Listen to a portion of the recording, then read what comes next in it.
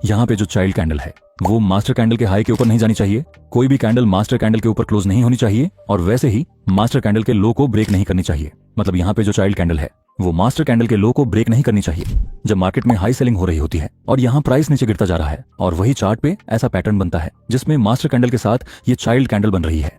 तो ये पैटर्न हमें क्या बताता है? तो इसका मतलब यहाँ पे मार्केट एक स्ट्रॉन्ग कंसोलिडेशन जोन में है। इस कंसोलिडेशन जोन का मतलब क्या? यहाँ पे बायर और सेलर की बैटल दर्शाता है। बायर यहाँ पे प्राइस को ऊपर ले जाने की कोशिश करता है और सेलर प्राइस को नीचे ले जाने की ट्राई करता है, जिसकी वजह से प्राइस ऊपर नीचे होती है और कैंडल कुछ ऐसी बनती है। यहाँ प्राइस एक बड़ी मूव के लिए तैयार होती है। प्राइस यहाँ से नीचे की तरफ जा सकती है और ऊपर भी जा सकती है, पर यहाँ एक बात का ध्यान रखना होगा हमें। यहाँ पे जो ब्रेकआउट होगा ऊपर की तरफ या नीचे की तरफ, अगर प्राइस ऊपर ब्रेक करती है तो क्या यहाँ हमें बड़ी मूव मिलेगी?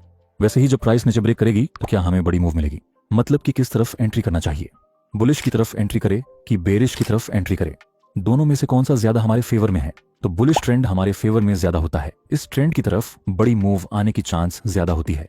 मतलब कि अगर हमें ऐसा पैटर्न बनते हुए दिखता है तो हमें बेरिश ट्रेंड की तरफ नहीं जाना चाहिए, हमें बुलिश ट्रेंड में चांस लेना चाहिए। अब सबसे जरूरी बात, एंट्री लेते समय कुछ बातों का ध्यान रखना होगा, वरना यहाँ लॉस भी कर सकते हो।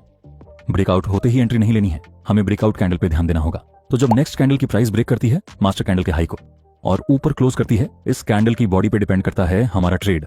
अगर इस कैंडल की बॉडी 60% ऊपर रहती है तो ये एक बुलिश रिवर्सल का सिग्नल होता है। अब ये बनने के बाद हमें एंट्री कहां लेनी चाहिए? तो जब ये कैंडल मास्टर कैंडल को ब्रेक करती है हमें वेट करना है इसके क्लोज होने का। अगर ये मास्टर कैंडल के ऊपर क्लोज होती है तो उसके बाद वाली कैंडल पे एंट्री कर सकते हैं। और स्टॉप लॉस हमें कहां लगाना चाहिए?